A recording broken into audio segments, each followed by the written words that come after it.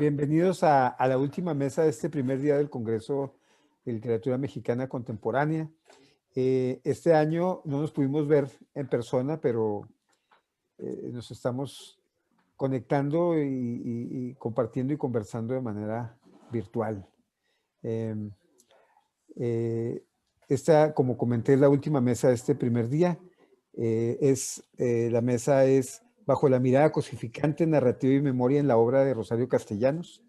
Y bueno, tenemos la fortuna de tener a tres uclanitas en esta mesa. Sin mayor preámbulo. Cuatro, incluyéndote a ti, Willy. Bueno, sí, yo soy el cuarto uclanita. Muy bien, es como ser algo así como el quinto Beatle, ¿no?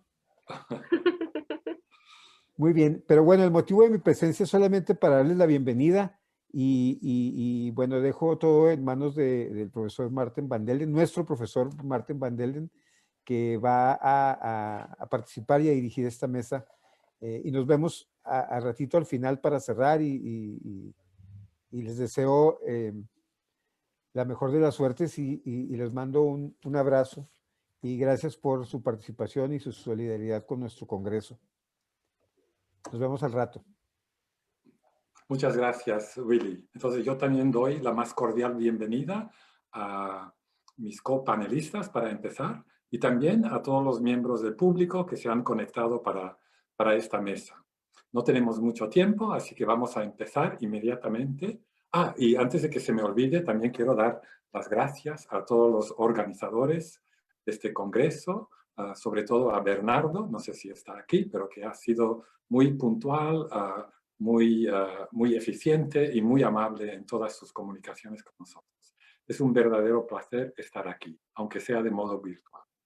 Bueno, la primera ponencia es la mía. El título de la ponencia es, y por cierto, ¿dónde está el share? Aquí. Ya veo el share screen. El título de mi ponencia es La mirada cosificante, cómo se fijan y eluden las identidades en la narrativa de Rosario Castellanos. Y voy a poner el...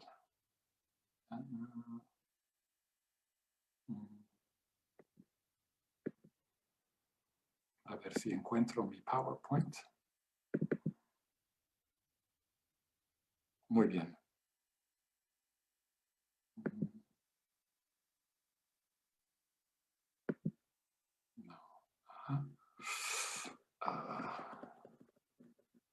Bueno, aquí está el título de mi ponencia. En una carta fechada en la Ciudad de México, el 25 de agosto de 1967, Rosario Castellanos le ofrece a su marido, Ricardo Guerra, el filósofo, quien en ese momento se encuentra en Puerto Rico dictando unos cursos, una detallada reflexión sobre el matrimonio entre ambos, tratando de deslindar el área de libertad que cada uno ejerce. Del área de compromiso mutuo, Castellanos hace la siguiente observación. Hay muchas cosas que compartimos y muchas otras en las que tenemos absoluta divergencia. Esto ha estado establecido así desde el principio, pero hicimos muy mal en querer alternativamente amoldarnos a las exigencias del otro. Después de asegurarle a Guerra que ella no le exigirá un comportamiento que limitará su libertad, Castellanos le pide lo mismo a él en un pasaje que alude a los intereses filosóficos de su marido. Aplica tus doctrinas sartrianas. No poses en mí la mirada cosificante y mírame como si yo fuera algo distinto, algo que se ha transformado y modificado, algo que ha sufrido una evolución, que se encuentra en otra actitud. En este pasaje, Castellanos se está refiriendo a un famoso episodio de El ser y la nada, del filósofo existencialista francés Jean-Paul Sartre. En el contexto de una meditación sobre la existencia del otro, Sartre presenta un relato sobre un mirón, que está, un peeping Tom en inglés, que están espiando a través del ojo de la cerradura de una puerta, cuando de repente siente posarse sobre él la mirada de otra persona. La reacción del mirón, que según la exposición de Sartre, consiste en un sentimiento de vergüenza, sirve como prueba de la existencia del otro. Uno de los muchos aspectos interesantes de este pasaje es que la mirada del otro se concibe como un intento de definir al objeto de la mirada y por lo tanto de limitar su naturaleza libre y cambiante. Es, tal como lo expresa Castellanos, una mirada cosificante, reductiva, posiblemente hostil y agresiva. El otro existe, según Sartre, pero se perfila como un enemigo y antagonista del yo. No es ninguna casualidad que Castellanos se haya acercado al problema de su matrimonio por medio del tema de la mirada. Al examinar su producción narrativa, vemos que la mirada le sirve repetidamente como indicio del estado de las relaciones interpersonales en sus mundos ficcionales. En Balún Canán, novela que retrata el mundo jerárquico y dividido de la sociedad chapaneca en que la autora creció, las miradas impuestas o esquivadas, a veces buscadas o ansiadas, revelan quiénes ejercen el poder en este espacio y quiénes huyen de él, así como las posibilidades y limitaciones en el contacto entre los diversos personajes que aparecen en la novela. Pareciera que Castellanos estuviera partiendo de la idea sartriana de la mirada como una forma de ejercer el poder sobre los otros, con la diferencia de que el filósofo francés nos ofrece una reflexión abstracta y universal, mientras que Castellanos sitúa su exploración del tema en un contexto social e histórico concreto. El tema de la mirada se amplía y matiza en Rito de Iniciación, novela que Castellanos escribió a mediados de los años 60, pero que decidió no publicar a raíz de ciertos reparos expresados por amigos suyos que leyeron el manuscrito de la novela.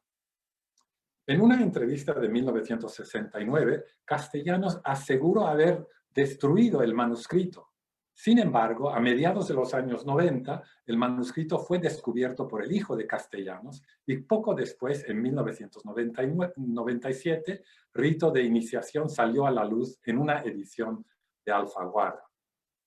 Rompiendo con la temática indigenista y regionalista de su narrativa anterior, Rito narra el proceso de crecimiento personal e intelectual de una joven mujer provinciana quien llega a la Ciudad de México en la segunda mitad de los años 40 para emprender estudios universitarios en la UNAM. Obra experimental de estructura abierta y fragmentaria, Rito describe la búsqueda identitaria de su protagonista, Cecilia Rojas, en el contexto de sus relaciones con sus padres, con sus amigos universitarios, con el mundo de la literatura y con su amante, un compañero de la universidad llamado Ramón Mariscal. Y creo que no me equivoco cuando indico que me parece que detrás del Mariscal se encuentra, ¿no?, el marido Guerra, ya que comparten el nombre militar. Igual que en su narrativa anterior, en Rito, Castellanos utiliza el motivo de la mirada para dilucidar el problema de la identidad y de cómo la identidad personal se forja en el contexto de las relaciones con los otros. En lo que queda de esta ponencia, ofrezco una brevísima tipología de la mirada en la novela póstuma de Castellanos. Por ahora, distingo entre tres formas que adopta la mirada en la novela. En primer lugar, tenemos la mirada cosificante, al estilo de Sartre. Esta mirada se ejemplifica en las expectativas de una sociedad cerrada y represiva que hace que Cecilia, en vez de escoger libremente el rostro definitivo del adulto, su propio rostro, trate de plegarse a las exigencias de los demás y de copiar el modelo de adultez que le ofrece su madre, que hace que la joven decida, cito, que su rostro debía reproducir minuciosamente las facciones del de su madre y copiar unas actitudes que habían llegado a parecerle naturales a fuerza de verlas repetirse siempre. La mirada cosificante reaparece más tarde en la novela en un episodio que se centra en el descubrimiento que hace Cecilia de su sexualidad. En un primer instante, ese descubrimiento le provoca una gran incomodidad, una incomodidad que se expresa como un deseo de volverse invisible, de evitar las miradas de los otros. Ya no podré nunca presentarme a los ojos de nadie, dice Cecilia. El lector podría preguntarse, ¿por qué no? Y ella da la respuesta, porque he de tener en algún sitio muy visible para los otros, aunque sea invisible para mí, indeleble la marca del animal.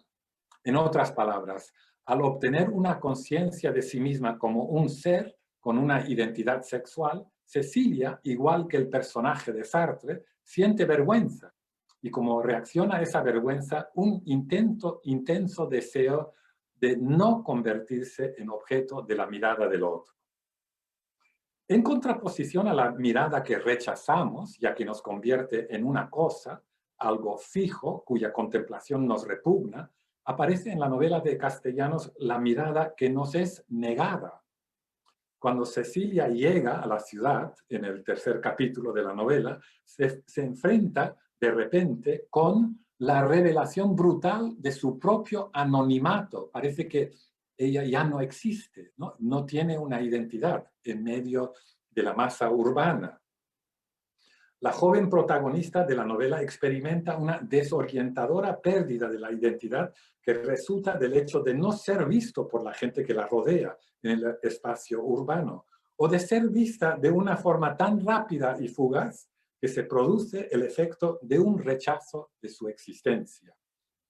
Cito, en la mirada perentoria de los demás, en la prisa que no se detiene a reconocer, en la distracción que confunde todos los objetos y los superpone, se borraba, se desvanecía su imagen. En resumen, la mirada puede figurarse como una imposición que fija, congela y destruye nuestra identidad como personas libres, pero a la vez la ausencia de la mirada de los otros puede producir un sentido angustioso de vacío y ausencia del yo. Cecilia simultáneamente quiere ser el objeto de la mirada de los otros y quiere no ser el objeto de esa mirada. El tercer y último tipo de mirada que voy a mencionar aquí ofrece otra alternativa a la mirada hostil y agresiva descrita por Sartre.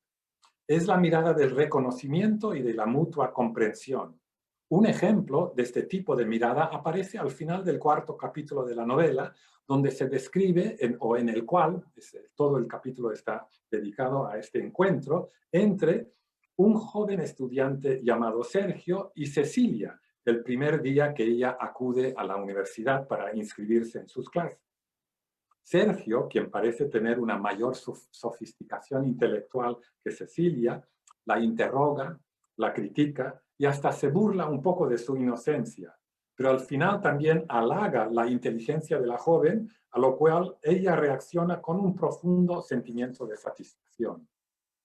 Cecilia había vuelto a ruborizarse, pero ahora de placer. Por primera vez en su vida se miraba a sí misma con los ojos de otro, de una manera directa, y aceptaba esa imagen como la aceptaba el otro, con la serenidad que produce la contemplación de una figura normal.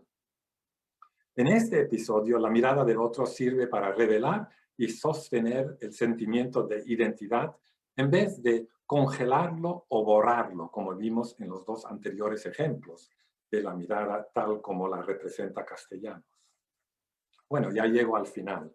Stephanie Merrim, profesora crítica mexicanista y profesora de Brown University, y que ha publicado una serie de artículos sobre la literatura existencialista en México, propone que Castellanos, junto con otros escritores mexicanos influidos por el existencialismo, como ella menciona a Rodolfo Usigli, menciona también a los miembros del grupo Hiperión, al cual pertenecía el marido de Castellanos, Merrim propone que Castellanos le da al pensamiento existencialista una dimensión social y ética que no tiene en su versión francesa. En mi lectura de Rito difiero un poco de la interpretación de Merrim, ya que yo pongo un mayor énfasis en la independencia y la autonomía de la protagonista más que en su compromiso social o su preocupación ética. En la última escena de la novela, Cecilia emprende una caminata solitaria y nocturna por las calles de la Ciudad de México después de haberse despedido de Mariscal, quien está a punto de irse a París con una beca de estudios. Cecilia se mueve impulsada por un deseo de ser oscura, quieta, anónima, y por una nueva conciencia de que no necesita testigos, lo dice explícitamente, ella se pregunta, ¿necesito testigos? Y dice, no, ¿no? Para esta nueva actitud. Mientras camina por las oscuras calles de la ciudad, parece haber logrado, aunque sea solamente por un tiempo, su liberación de la mirada cosificante. Muchas gracias. Muy bien, bueno, pasamos ahora a nuestra segunda ponencia. Va a presentar Claudia Molina de UCLA, de la UCLA, y el título de su ponencia es Aullando como Batzes, la animalización y mutilación de las voces indígenas entre los personajes femeninos de Balún Canán. Gracias, Claudia. Adelante. Muchas gracias, profesor. Gracias a todos. Es un privilegio estar aquí. Entonces, voy a necesitar compartir pantalla. Déjenme ver si lo... Oh, creo que... Ahí está. Entonces, voy a... Estar ahí. Perfecto. Estos indios van a estar aullando como batzes todo el santo día, gritaba Zoraida mientras se paseaba por el corredor de la casa grande. Y esta es justamente la escena que cautivó mi atención y de donde nace este artículo. El México de los años 30 se encontraba en un proceso de reconstrucción social en manos del presidente Lázaro Cárdenas. La integración cultural de la población indígena presuponía el progreso de todo el país. En el caso particular de Chiapas, sus valores, cultura, ubicación geográfica y segmentación social, los terratenientes blancos y los indios, obstaculizaba su incorporación a la mexicanidad idealizada por Cárdenas. Frente a tal escenario, la escritora Rosario Castellanos retrata en Balún Canán, 1957, la incomprensibilidad de ambos grupos. La obra tripartita de la autora se desarrolla en Comitán, ubicado en el estado de Chiapas, donde habita la familia Argüello, compuesta por César, su esposa Zoraida y sus dos hijos, una niña innominada y Mario. Durante la promulgación de las nuevas leyes del presidente Cárdenas para proteger a los indígenas y brindarles acceso a la educación, la familia de hacendados se rehúsa a la integración de los indígenas, resaltando las diferencias que los separan. Con el fin de parcialmente cumplir las demandas que el gobierno exigía, la familia decide trasladarse a su hacienda en Chactajal. Sin embargo, el nivel de intolerancia entre los ladinos y los indígenas se intensifica. Entonces, a través de un análisis detallado, conocido en inglés como close reading, este ensayo pretende demostrar que los personajes femeninos en Balún Canán perpetúan y generan la incomprensibilidad entre indígenas y hacendados. Por su parte, las hacendadas pretenden animalizar las voces de las indígenas para preservar su autoridad, mientras que las indígenas enmudecen e interiorizan su posición en la escala social.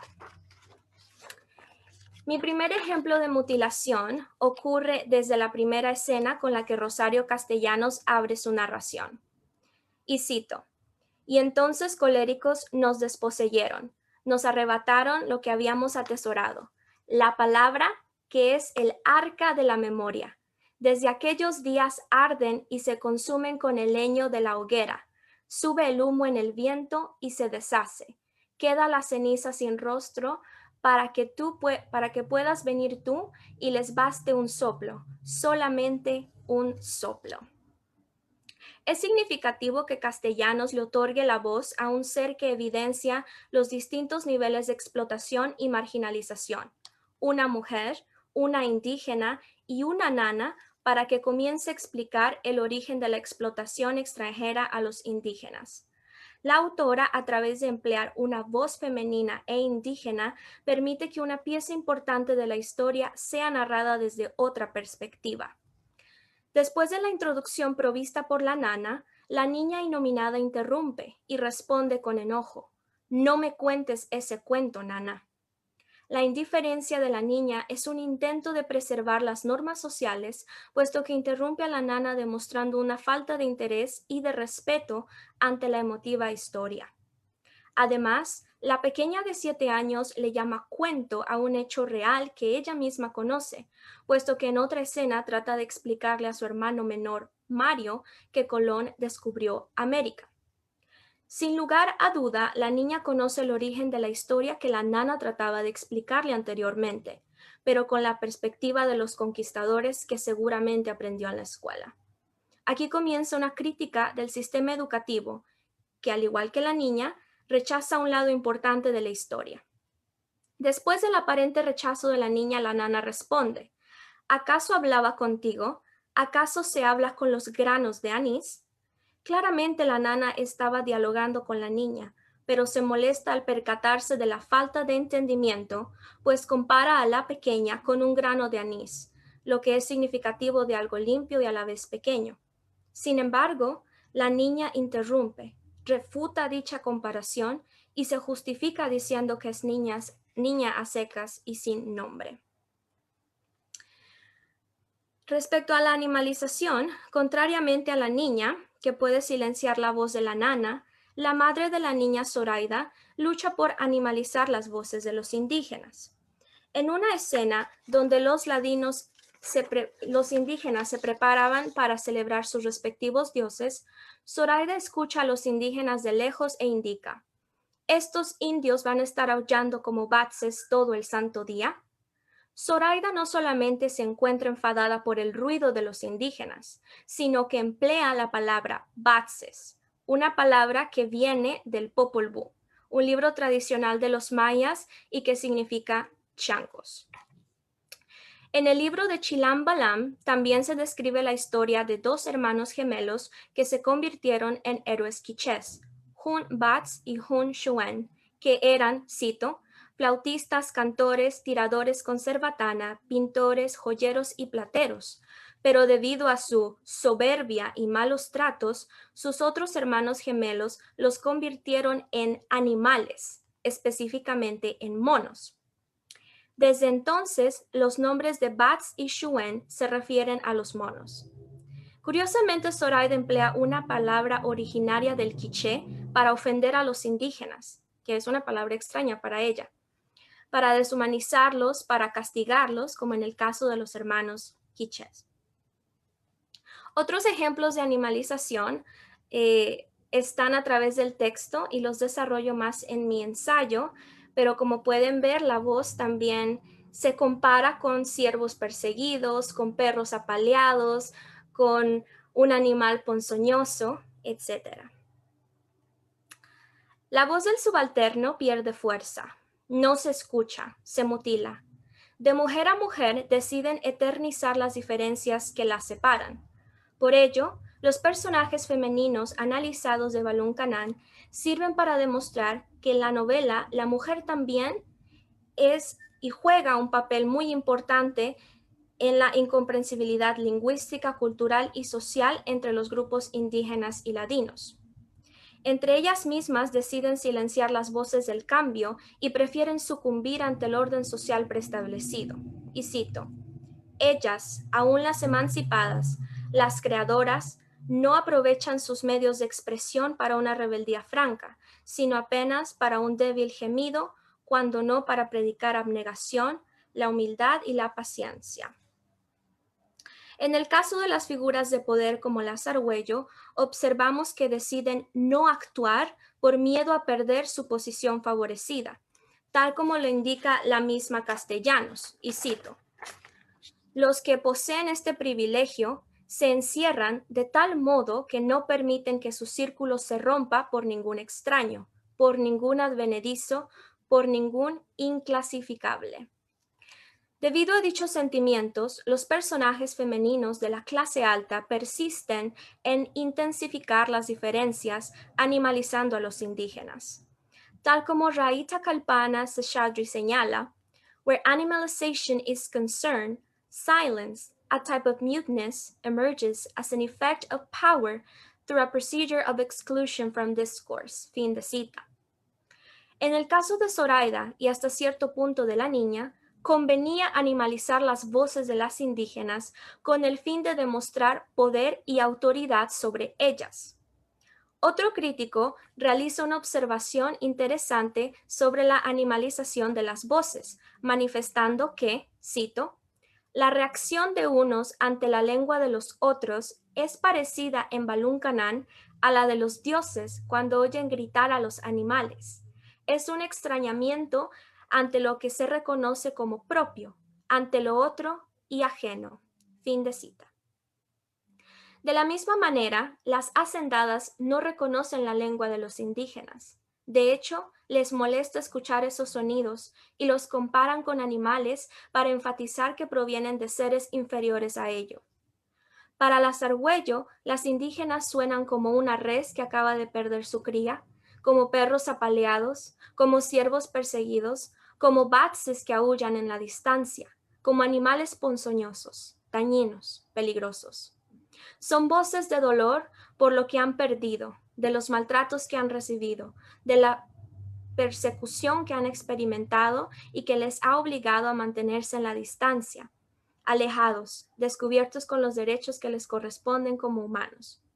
Y quiero cerrar con una cita que revela un poco el pensamiento de Castellanos ante la desigualdad social.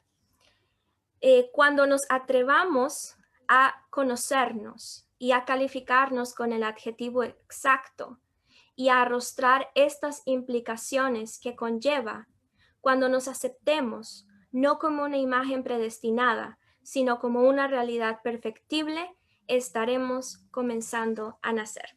Muchas gracias.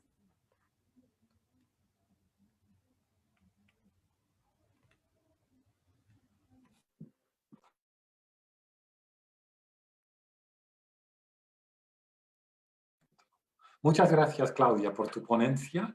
Pasamos ahora a la última ponencia de Marisela Becerra, de California State University Channel Islands. El título de la ponencia, ya la ven en la pantalla, es Rosario Castellanos y la ciudad, una cartografía de los adioses. Ok, espero que me escuchen. Sí, perfecto.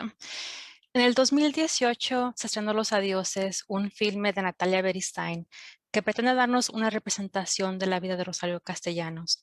La película comienza con la escritora durante el principio de su carrera y hasta convertirse en un ícono de la literatura mexicana y del imaginario feminista del siglo XX.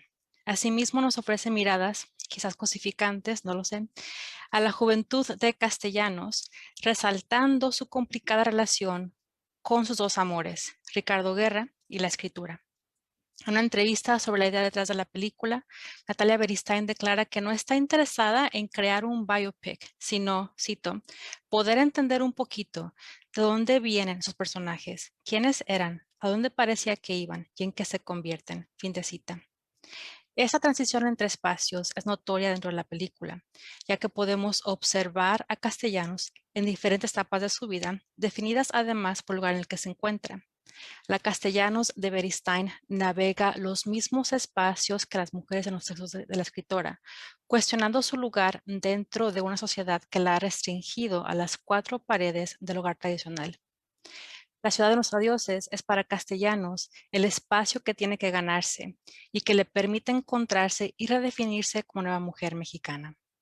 Estos siguientes apuntes presentan una breve cartografía narrativa de los adioses, enfocándome en tres lugares principales en la película: el hogar, la universidad y la ciudad.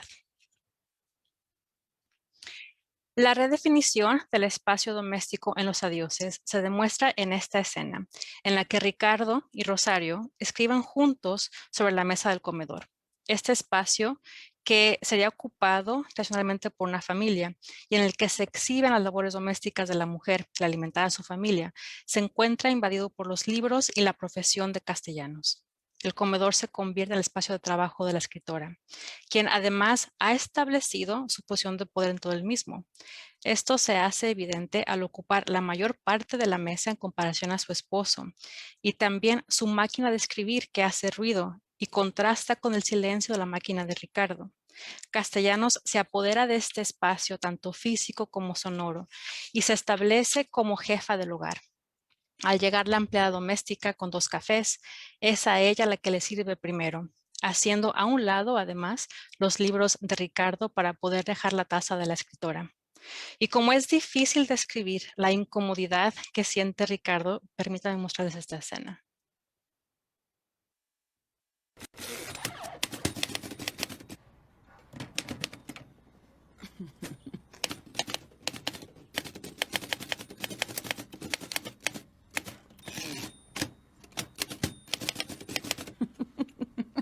No eres la única que está trabajando, ¿eh? Perdón.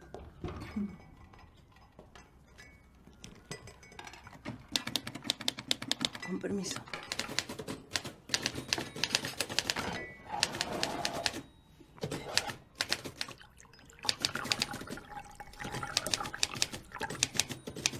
Café, señora. Gracias, María.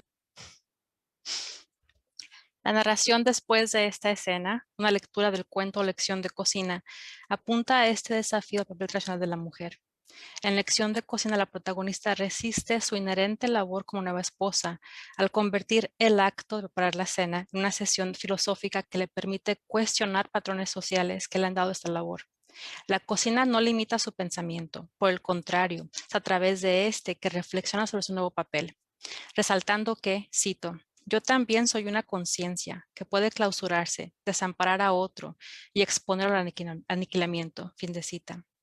Es precisamente esta conciencia, espacio intocable, que resalta en esta escena de los adioses, conciencia que se manifiesta con Castellanos escribiendo, algo que Ricardo Guerra intenta interrumpir inútilmente y al que no tiene acceso, lo que le resulta en el siguiente reproche. Cito, por eso te sientes sola, porque solo sabes estar en tu cabeza. Fin de cita. El matrimonio tradicional rechaza la libertad de pensamiento propio de la mujer y es este espacio representativo de la resistencia que demuestra Castellanos. Ahora paso al espacio de la universidad, que en la película se convierte en el santuario de Rosario Castellanos, un espacio en el que se siente cómoda y en el que puede expresarse de manera intelectual. Es, por supuesto, significativo ver a una mujer como catedrática que además discute en la clase la necesidad de mujeres contemporáneas que denuncien la desigualdad de género. Esta secuencia en particular primero nos muestra a Castellanos moverse por salón de clases con autoridad y libremente, discutiendo el legado, según ella anticuado, de Sor Juana Inés de la Cruz y declarando que, cito, nuestra responsabilidad hoy es nombrar las causas de nuestra marginalización, fin de cita. La secuencia sigue con Castellanos caminando de un lado a otro de la facultad mientras escuchamos el resto de su conferencia en el que señala lo siguiente. Cito, no es equitativo y tampoco es legítimo que uno tenga toda libertad de movimiento, en este caso el hombre mexicano, mientras que el de la otra está reducido a la parálisis. Fin de cita. En un principio, Castellanos emana esta libertad de movimiento al cruzar el campus universitario. Sin embargo, es en este mismo espacio en el que también se expone la opresión del matrimonio tradicional. Ricardo también es profesor y exhibe su infidelidad por los pasillos.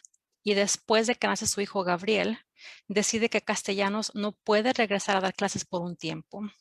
Es la amenaza a este espacio sagrado que lleva a la escritora a enfrentar a Ricardo, interrumpiendo una de sus clases. El poema Ajedrez se escucha tras el enfrentamiento, poema con el que reflexiona sobre esa relación que en algún momento era, cita, equitativo en piezas, en valores, en posibilidad de movimientos, fin de cita. Sin embargo, para seguir moviéndose libremente, tiene que deshacerse del lado contrario. El ajedrez, después de todo, es un juego territorial. Y ahora paso a la ciudad, La experiencia de la escritora en el espacio urbano cambia a lo largo del tiempo en la película. En un principio se nos presenta una Rosario joven, recién llegada a la Ciudad de México, todavía en busca de su lugar. La película muestra a la joven también en España, que es esta escena que les muestro aquí.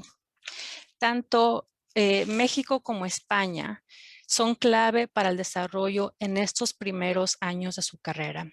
En Rito de Iniciación, una novela presumiblemente autobiográfica, Castellanos relata la historia de Cecilia, una joven que se muda a la ciudad para estudiar a la universidad. Además del ambiente urbano, el poder perderse y pasar desapercibida entre la multitud, cita, fue para Cecilia la revelación brutal de su propio anonimato, fin de cita. Este anonimato se destaca también en la película, al tener a la joven Castellanos entre la aglomeración urbana, que a su vez facilita el empezar a conocerse a sí misma como escritora, pero sobre todo como mujer. Casi al final de la película, tenemos de nuevo a Castellanos en un espacio similar dentro de la ciudad, pero esta vez sola. La Castellanos que podemos observar aquí se ha establecido y reclamado su lugar dentro de la capital. El silencio de la escena, que contrasta con la que les acabo de mostrar, refleja la madurez del personaje, que está cómoda en el sitio que ocupa. En la escena siguiente se muestra a Castellanos presentando su discurso en un acto del Día de la Mujer, en el que declara que, cito, cada día una mujer gana una batalla para la adquisición y conservación de su personalidad. Fin de cita. La batalla que gana Castellanos, tanto en la película como en su vida, es la de crear, reclamar y defender el espacio que ha hecho para ella misma, así como los espacios que ha abierto para otras mujeres más allá de sus textos.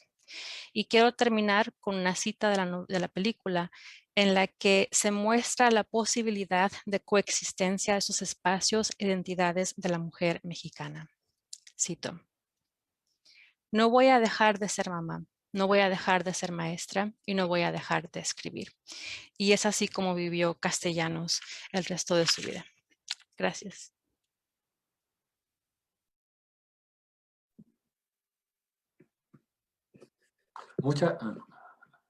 Muchas gracias, Marisela, por tu ponencia. Creo que ahora tenemos tiempo para preguntas. Tenemos tiempo para conversar entre nosotros, pero creo que también hay tiempo, a lo mejor, Willy, si estás ahí, ¿nos puedes explicar cuál es el procedimiento? ¿Podemos recibir preguntas del público?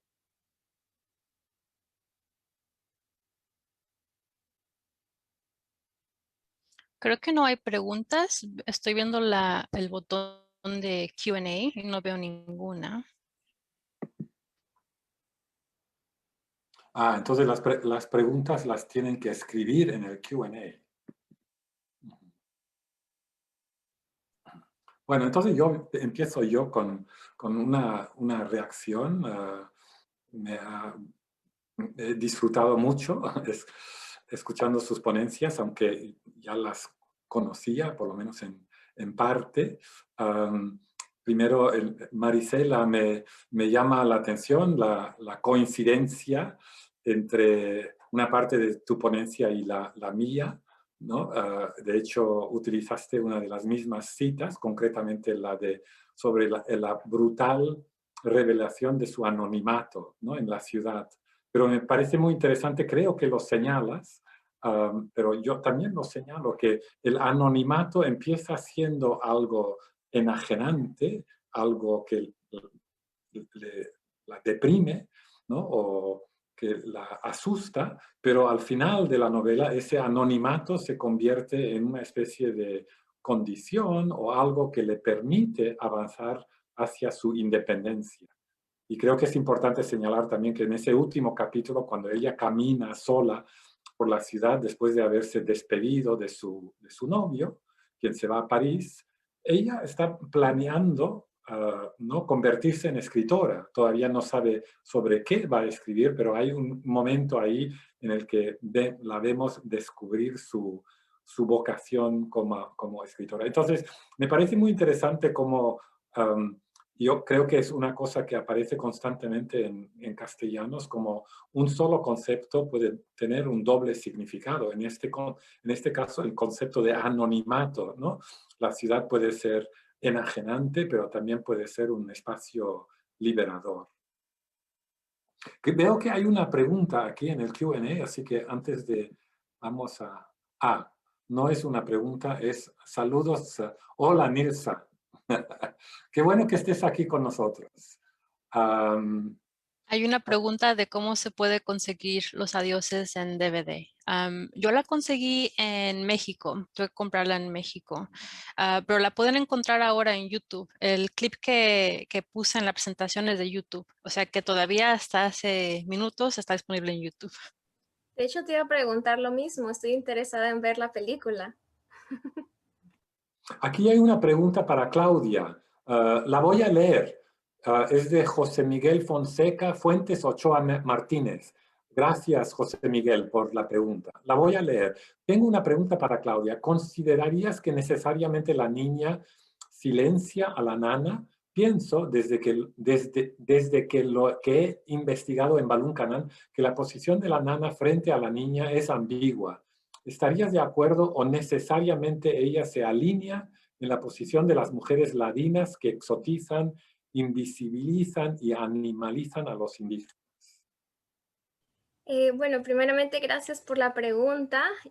Yo considero, en base a las escenas que he analizado, que sí, que es la niña silencia a la nana, y de hecho es algo que creo que O'Connor en su libro Prosperous Daughters dice, que la niña es receptiva, ¿no? A lo que la nana dice. Pero en mi opinión, la escena que mostré en mi presentación indica que la conversación de la nana continuaba, ¿no? Por los signos suspensivos, y la niña interrumpe. Y sin embargo, esto yo lo comparo con otra escena, cuando la nana le empieza a narrar la historia, ¿no? De los dioses que tienen de que cada rico tiene su pobre, ¿no? Y de alguna manera en esa historia la niña se interesa, ¿no? En saber más. Incluso le pregunta, cuéntame, nana, aquí quiero saber quién es mi rico. Entonces, en mi opinión, sí silencia a la nana. Creo que has puesto otra cosa. Dice, se trata también de resistencias al sentido de la recepción inmediata ofrecida. Sí, también, y coincido contigo, regresando a la posición de la nana, es ambigua, se puede interpretar de dos maneras, pero yo diría que la niña no se alinea a la posición de las mujeres ladinas. De hecho, yo coincido con O'Connell que la niña está ahí y surge como solución al final, pero al final se ve que la niña no es una solución, ¿no? Porque hay un cierto distanciamiento entre nana y niña en la escena final, que muchos críticos han interpretado de distintas maneras, pero que en mi opinión es sí, un separamiento, ¿no? Entre la niña y la nana. No sé si respondí más o menos tu pregunta, pero esta es mi opinión. Yo sé que quizás hay más críticos que han dicho otras cosas, ¿no?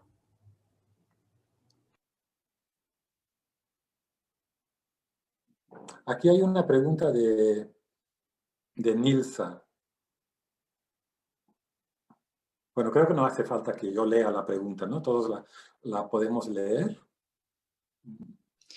Respondo la de Nilsa entonces, porque también hay otra Sí. de Isaura ok, que de habla... Si pudieran sí leerla, porque hay gente que no está aquí en el chat y está viendo por YouTube. De acuerdo, gracias, Willy. Entonces voy a leer primero la pregunta de Nilsa y después busco la pregunta de Isaura. Nilsa pregunta, me tocó escuchar de varias escritoras mexicanas la queja de que la película se centra demasiado en su relación de pareja y deja fuera aspectos muy importantes de sus batallas editoriales o las posibles peleas del espacio más propiamente dentro de las esferas literarias. Asunto que hubiera sido interesantísimo saber. ¿Qué piensas de ello? Excelente pregunta de Nils. Sí, en un momento también me molestó como ver que todo se enfocara en cuanto a ella y al niño guerra, ¿no? Como le llamaba a ella. Pero al ver una entrevista con la directora, ella comentaba que con Guerra ella pudo plasmar este constante debate que tenía que hacer Castellanos. Y fue la forma en la que ella lo presentó. De hecho, hay como un tipo de competencia, ¿no? De que Guerra se molesta que ella se esté haciendo más famosa que él, o que escriba más que él, que publique más que él, aunque ella también ha batallado para esto. Entonces, creo que por ahí trata Beristain de dar como ese aspecto de las batallas de espacio en el mundo literario, aunque sí estoy de acuerdo que podría haberlo hecho mejor. Pero Beristain sí dijo que estaba enfocado la película más que nada en las cartas a Ricardo de Castellanos. Entonces fue por ese lado la película. Otra cosa que sí quisiera comentar es que, en mi opinión, creo que Castellanos tuvo que pasar por varias batallas, pero creo que una de las más importantes para ella personalmente fue la de deshacerse de este amor opresivo que de alguna forma la detenía de que siguiera triunfando. Muchas gracias, Marisela. Ahora tenemos la pregunta de Isaura. Isaura muy amablemente empieza felicitándonos por las excelentes ponencias. Gracias, Isaura. Me parece muy interesante, dice Isaura, la recuperación que se ha hecho de Castellanos en el cine. Me llama también la atención de esta mesa dedicada a Castellanos. Me gustaría saber, desde su perspectiva, ¿hay una revalorización de Castellanos en la crítica hoy en día? ¿Y cuál es el papel que ocupa en las nuevas generaciones de escritores? Bueno, es una excelente pregunta y no sé si Marisela o Claudia quisiera tratar de responder.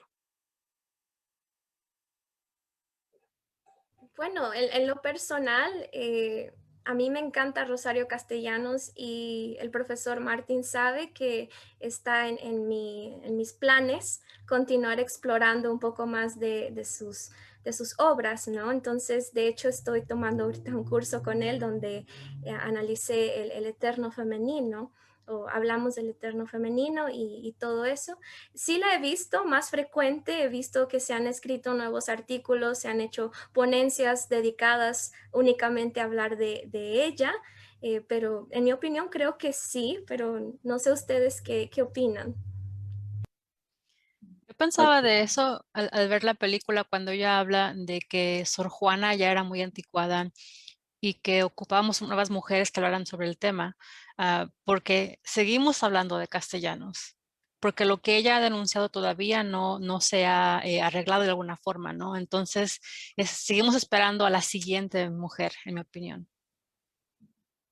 Sí.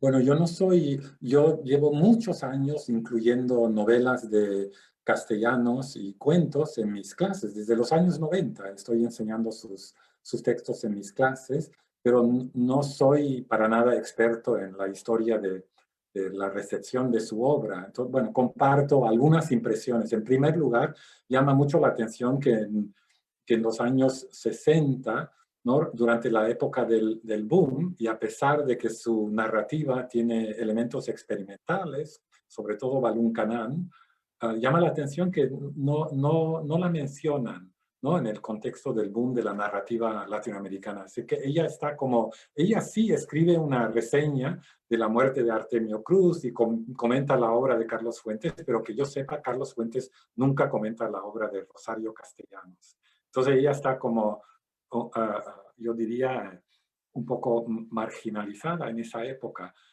Al mismo tiempo, yo sí he revisado, ¿no? Un poco los libros que se han publicado sobre Castellanos, y hay muchos, ¿no? Y empiezan a publicarse libros sobre Castellanos a finales de los años 70, 80, ¿no? Los libros en inglés son el de Joanna O'Connell, Prospero's Daughter, que es de los años 90, creo que es del 95. Hay un libro de Estel Tarica, que tiene del 2005, 2006, que tiene un capítulo sobre Rosario Castellanos.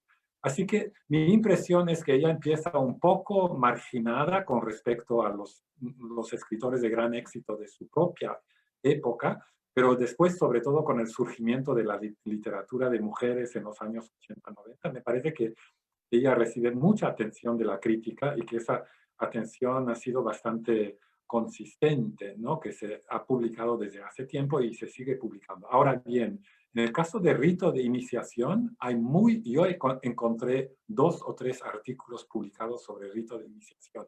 Entonces, la atención está enfocada en el ciclo de Chiapas, ¿no? El Eterno Femenino, la obra de teatro también ha recibido bastante atención, sus cuentos, sus ensayos y poesía, pero curiosamente, porque a mí me parece que Rito de Iniciación es una excelente novela, curiosamente ha recibido poca atención de la crítica. En cuanto al papel que ocupa en las nuevas generaciones de escritores, la verdad es que no podría responder bien a esa pregunta. Bueno, también interesante que Natalia Beristain usa Rito para la película, porque se ve que Ajá. también lo estudió con cuidado. Sí. Vamos a ver. No, parece que no.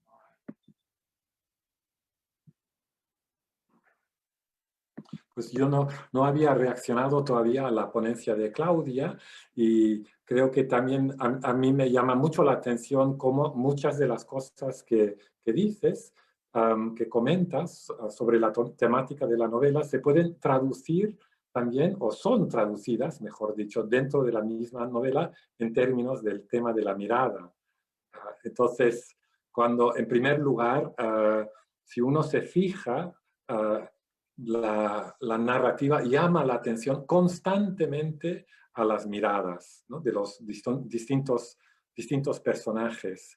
Y tú citabas ese pasaje, Claudia, de la nana al principio cuando dice, nos han quitado la palabra. Uno podría decir, también podría haber dicho, nos han quitado la mirada, porque hay muchas escenas donde las mujeres indígenas o los personajes indígenas aparecen con, dice, los ojos bajos, o la mirada abatida, o los párpados bajos, creo que dice, pero utiliza como varias variantes, ¿no? De la misma idea, que es que estos personajes subalternos dentro de este mundo, pues no tienen permiso de mirar.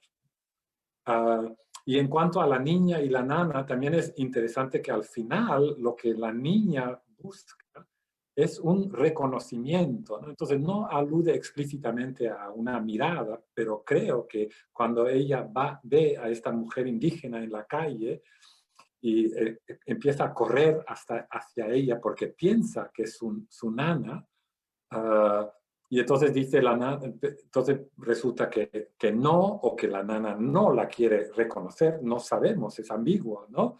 Y entonces hay un momento en que el reconocimiento fracasa. Y creo que lo que fracasa es la posibilidad de mirarse abiertamente y de una forma igualitaria. Entonces, bueno, la mirada, ¿no? El uso que hace de la mirada también es una forma de explorar esos temas. Y veo que hay una pregunta aquí de Sara. Muchas gracias. Voy a leer la pregunta.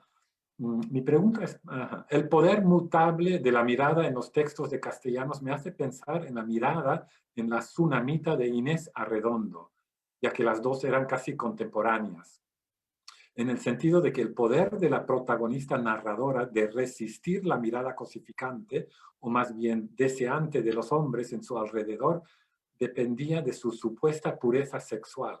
En los escritos de castellanos el proceso es distinto. Comienza cosificada y termina cobrando independencia de estas miradas. Para ti, ¿en qué consiste el proceso de castellanos de liberarse a sí misma y quizás de algunos personajes femeninos de este tipo de miradas? Muy buena pregunta.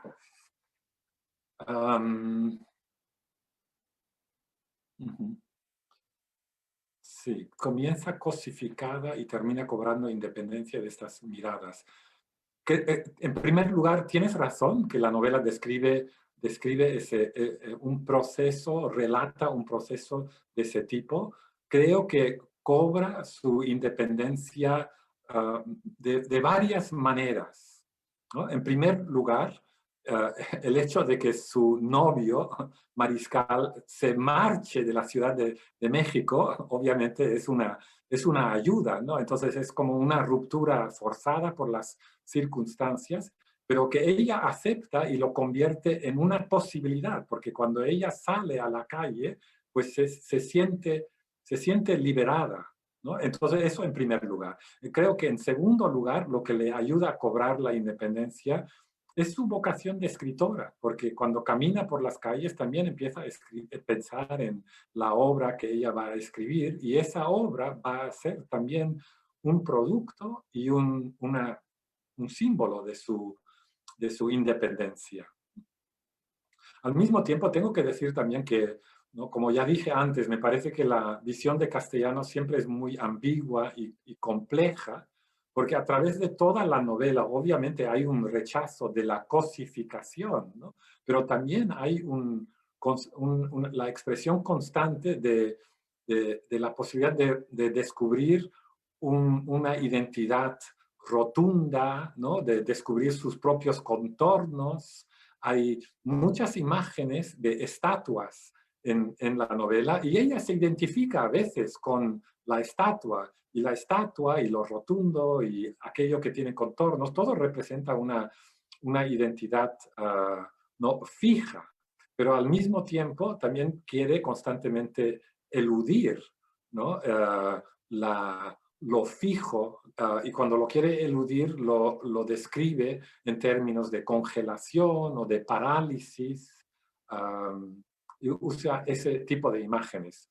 Claro, el elemento tiene que ver que ella quiere establecer una identidad independientemente, ¿no?, de la mirada del otro, pero por otro lado, como también he demostrado, a veces anhela la mirada del otro, no quiere que la miren para ayudarle a establecer un sentido de la identidad. Así que tampoco hay un rechazo total de la mirada del otro. Como dije, me parece que su descripción es muy compleja y cambiante, porque básicamente la novela en gran parte es un monólogo interior en que ella va explorando ciertos temas, pero constantemente desde distintos puntos de vista.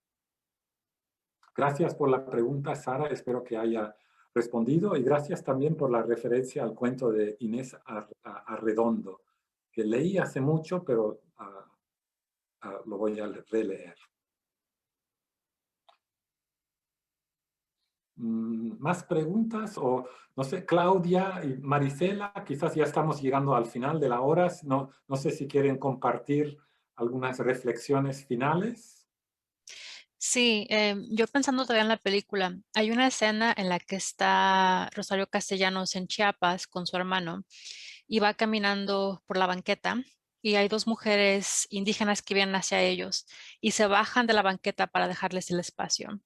Entonces me hizo pensar en esto, ¿no? Que los animales no tienen el mismo espacio que, digamos, los hacendados en aquel entonces. Entonces creo que también se representa esto muy bien en esa escena de la película. Te lo quería comentar por si la ves muy pronto. Sí, tengo que verla, y de hecho me apasiona mucho cómo se insertan los animales y cómo hay estas comparaciones con los personajes indígenas, específicamente la voz que se animaliza, ¿no? Que aúllan, que gimen, etcétera. Pero muchas gracias por la recomendación. Y Claudia, ¿tú tienes alguna reflexión final? Creo que no, de mi parte es todo, pero muchas gracias, sí. Ajá, muy bien. Bueno, entonces ha sido un placer y un honor formar parte de esta mesa sobre la obra de Rosario Castellanos. Muchas gracias por sus ponencias. Muchas gracias al público por conectarse. Y bueno, ahora doy la palabra a Willy, que seguramente tiene algún anuncio para nosotros. Bueno, pues solamente darles las gracias por su participación, y también a todas y todos los ponentes que nos acompañaron en este primer día del Congreso. También quiero recordarles que continuamos mañana a la 1 de la tarde, tiempo de la montaña, 12 del mediodía, tiempo del Pacífico, 3 de la tarde, tiempo del Este, y 12 del día, tiempo de la Ciudad de México. Hasta ahí me la sé. de ahí saquen sus conclusiones sobre a qué otra hora continúa el Congreso mañana. Pero entonces continuamos mañana. Mañana tenemos 4 mesas más y un gran final. Bueno, la octava mesa es el gran final. Este Congreso por vía virtual. Y bueno, les agradecemos a ustedes 3 su participación y les reitero nuestra invitación para visitar la Universidad de Texas en El Paso la primavera del 2022, ya todos vacunados y todavía quizá con algunas precauciones y protocolos, pero ojalá ya el próximo año podamos reunirnos nuevamente en persona. Y bueno, sin más, despedimos esta primera jornada del Congreso de Literatura Mexicana Contemporánea. Les mando un abrazo y arriba la UCLA. Gracias, Billy. Aquí dice, por favor, quédense un minuto. Sí.